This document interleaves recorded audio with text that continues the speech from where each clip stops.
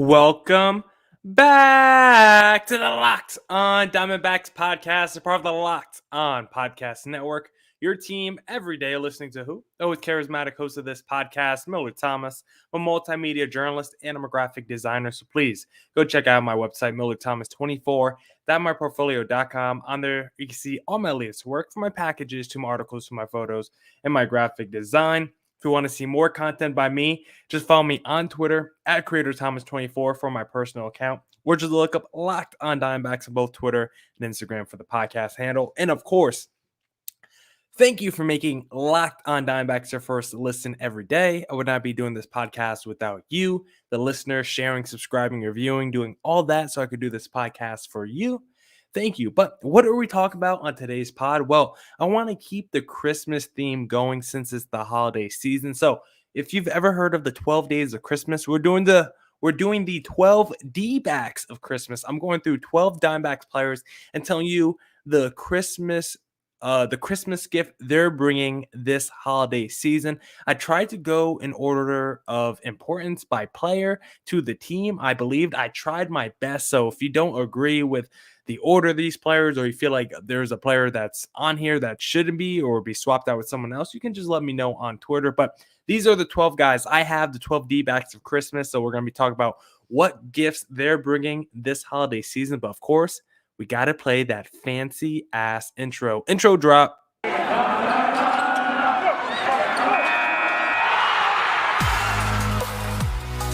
You are Locked On Diamondbacks, your daily Arizona Diamondbacks podcast, part of the Locked On Podcast Network, your team every day.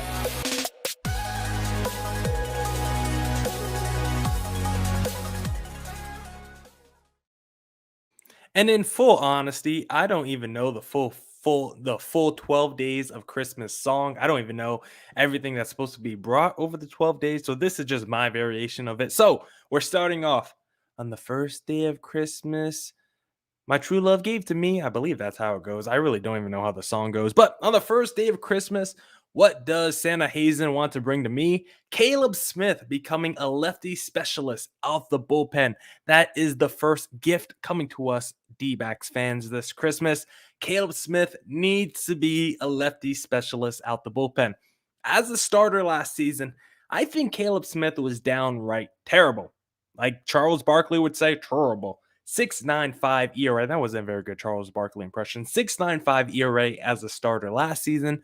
2.7 ERA as a reliever, though, which is fantastic. Caleb Smith as a reliever was night and day when you compared himself to a starter. I thought he was one of the worst pitchers in baseball last season, but as soon as the D-backs moved him to the bullpen, I was not a fan of that move. I was like, this guy can't do it for you as a starter. What makes you think in high leverage moments this guy's is going to come through? And I was wrong. He actually did come through in high leverage moments, and he actually was good as a reliever in 2021.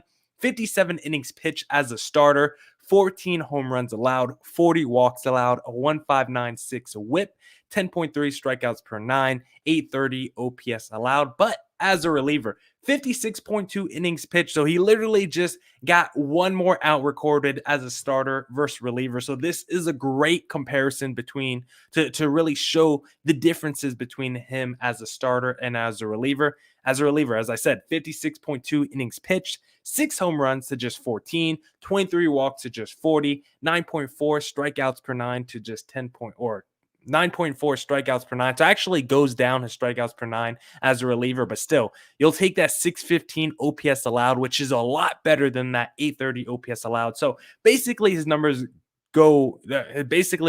are better across the board as a reliever as opposed to a starter, even though he might not strike out people at the same rate. I don't really care about that.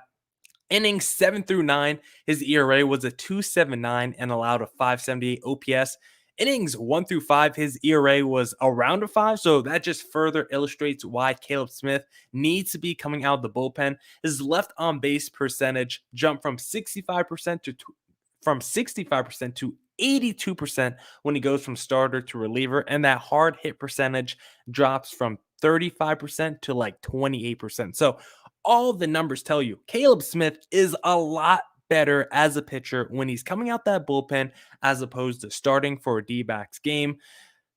Caleb Smith, if he wants to be around on this D-backs roster and not the rotation, but if he wants to be on this D-backs roster next season, on this D-backs pitching staff, not the rotation, then I think he needs to be as a reliever and not as a starter, because as a starter, I'm telling you, Caleb Smith is just not that guy, pal. Now, number 2, on the second day of Christmas, my true love gave to me Pavan Smith, evening out those numbers versus lefties.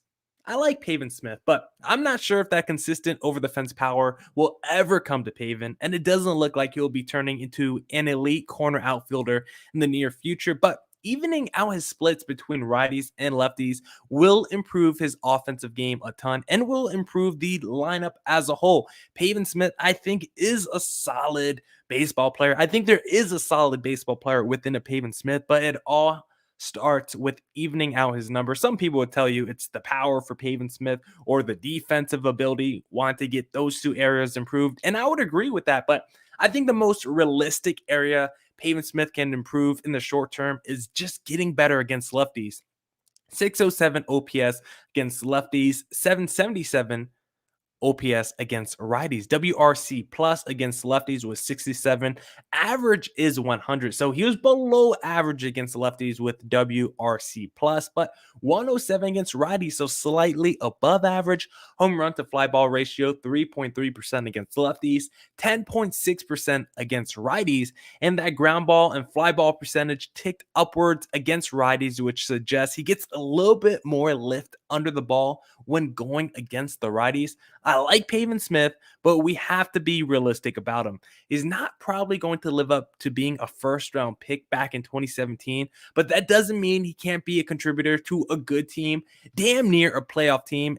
Will the D-backs ever get that with Pavan Smith on the roster? We'll see. But if they do, I think Pavan Smith could be a valuable contributor. I'm not saying Pavan Smith is going to be some all-star, but if he evens out those splits against righties and lefties, there's not a... I believe Pavan Smith could be a 6th, 7th, 8th man on a roster. I don't think he could be a top 5 guy, a core guy, but could he be one of those ancillary pieces that every playoff roster needs? Yes, I believe that, but I think it all starts with evening out his splits, because if he doesn't do that, then I think Pavan Smith is probably more of a platoon corner outfielder, platoon first baseman, as opposed to being an everyday MLB player. So Pavan Smith, please even out those splits if you want to be an everyday player for the D-backs going forward. And I'm sure the D-backs want Pavan Smith to be an everyday player because, again, he was a first-round pick, and with first-round picks come a lot of pedigree and a lot of expectation, and I'm just not sure Pavan Smith is going to live up to any of that, but I do believe he can live up to being a very good baseball player, a solid baseball player, but he has to get better against lefties to do it. Now, we'll get into more 12 D-backs of Christmas, but first, I want to tell you about Fantrax, which this episode is brought to you by Fantrax. All right, D-backs fans, it's already been an interesting offseason, and it won't be long before pitchers and catchers report. I'm going to give you the inside track on the absolute best fantasy baseball platform in the industry. It's Fantrax. Fantrax is the most customizable MLB fantasy platform in the industry, offering the greatest fantasy experience for your dynasty, keeper, redraft, and best ball leagues. Create or join a fantasy baseball commissioner league, invite your friends, and dominate your draft this season. It's also the top dynasty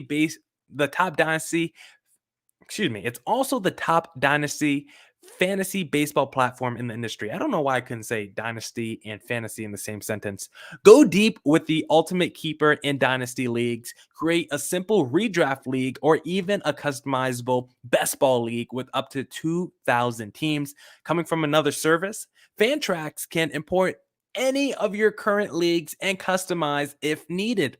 Ever have a trade go wrong or make a mistake in dropping a player? Fantrax commissioner tools allow you to undo any move with one simple click. Among the most trusted names in fantasy sports since 2008, Fantrax invites you to sign up today for free. If you do, you'll be entered to win an official MLB signed Fernando Tatis Jr. baseball. Simply go to fantrax.com/lockedon and use promo code TATIS when you sign up to be eligible to win. If there is anything lacking in your current fantasy league manager, Fantrax likely has it. Fantasy sports doesn't sleep, and neither does Fantrax, with seasons running 365 days a year. There's a reason why fantasy players who try Fantrax make it the permanent home for all their fantasy leagues. Don't miss this opportunity. Sign up today to win an official MLB signed Fernando Tatis Jr. baseball. Simply go to fantrax.com/lockedon. Use promo code Tatis. Fantrax, the home of fantasy sports. Play ball.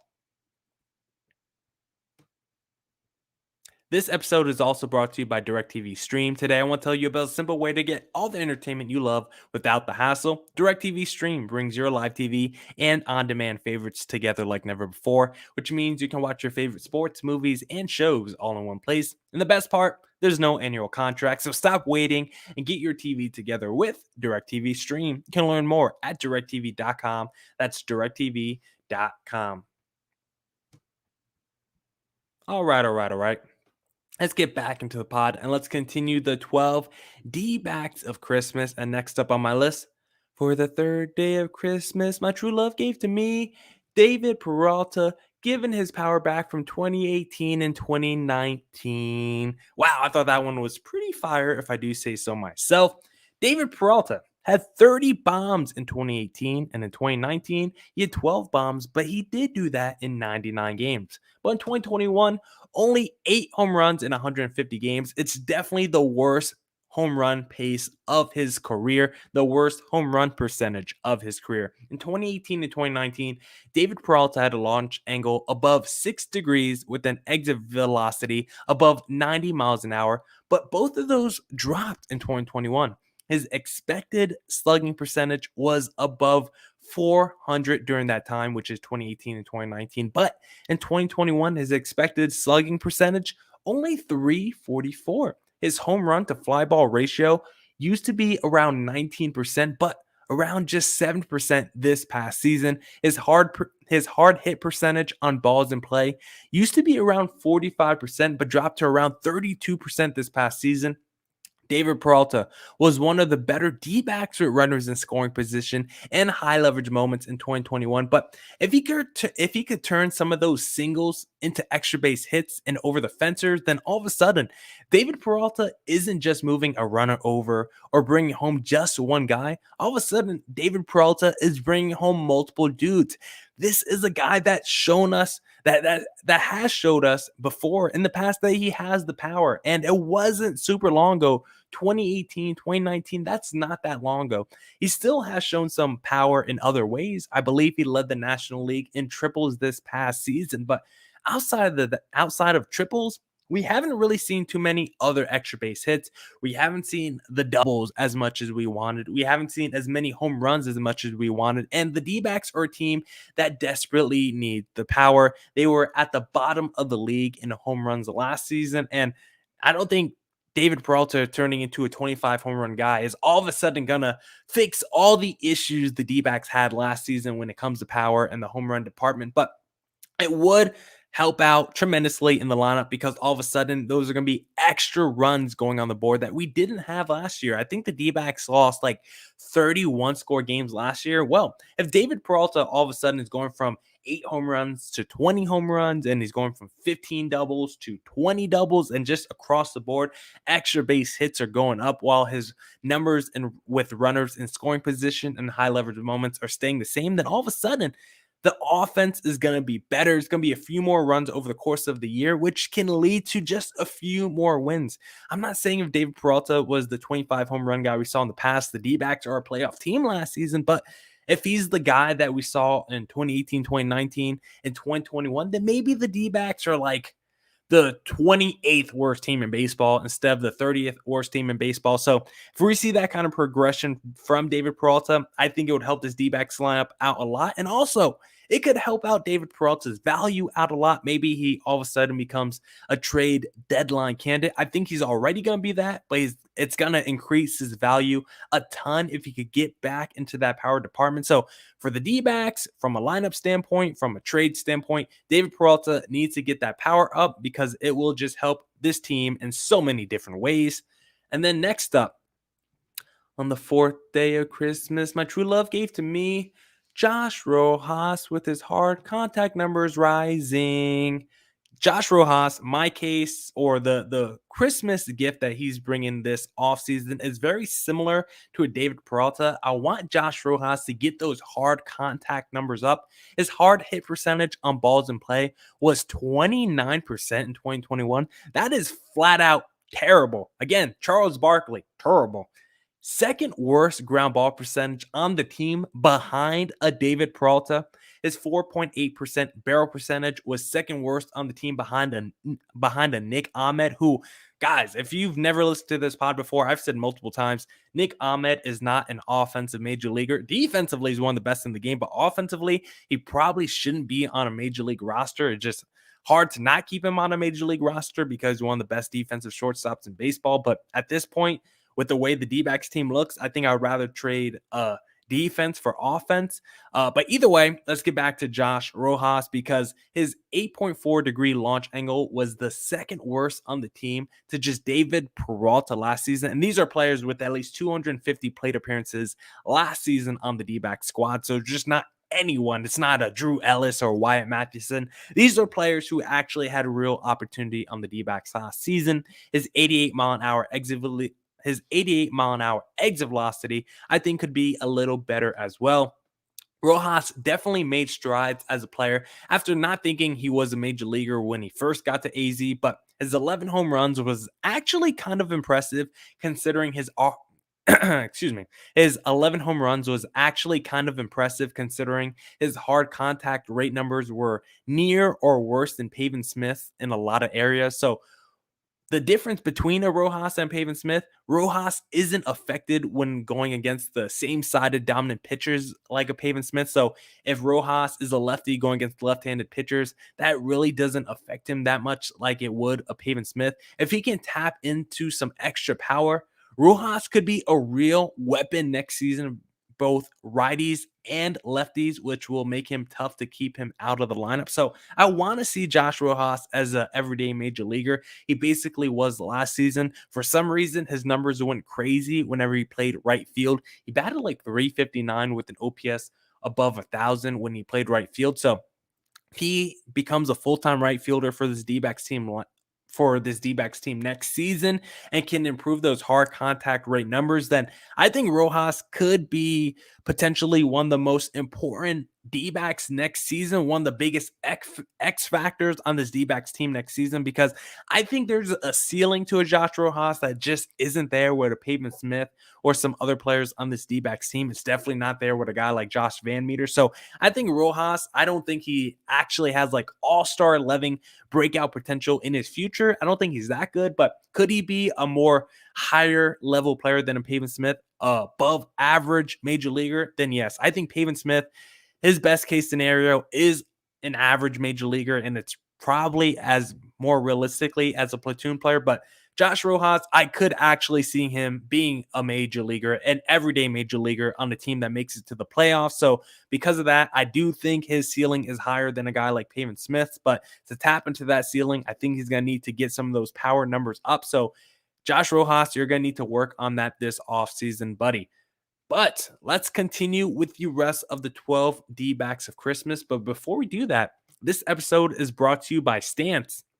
Founded in 2009, Stance Apparel represents a radical reinvention of socks, underwear, and active apparel. With a sharp focus on comfort, quality, and creativity, Stance brings in atypical aesthetic alongside some of pop culture's hottest collaborators for the ultimate in style and self-expression, because everything you wear should be a direct extension of who you are and how you feel. That's why I beg my parents every holiday season for Stance socks. I know socks don't sound like the most the most popular gift to get at Christmas, but trust me, when you get a pair of Stance socks, you're going to be trying to wear those every day. You're going to be having them in the washer and dryer every day. So I highly recommend getting a pair of Stance socks for your lover, your spouse, your partner, your son, your daughter, your aunt, your uncle, your grandma, your grandfather, whoever it is. Get them a pair of Stance socks. Stance believes that the perfect fit matters more than fitting in. Those that feel good, do good. Go see for yourself. Register for an account at stance.com and get 15% off your first purchase. Use promo code Locked On at checkout to apply. Enjoy the color and comfort of a life less ordinary with Stance. All right. Let's wrap up the pod with our last two players. On the fifth day of Christmas, my true love gave to me Luke Weaver staying healthy with an expanded Arsenal pitching tree.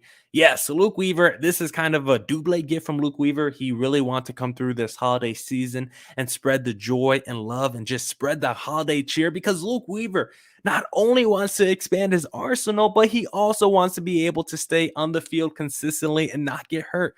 Oh my God. Thank you, Luke Weaver, for that, because in 2019, he had a phenomenal debut with the D-backs. After being acquired in that Paul Goldschmidt trade, he showed a lot. 2.94 ERA, 69 strikeouts. But the sad thing is, he only pitched 64 innings that season, and it's because he suffered an elbow injury that kept him out basically the rest of the year.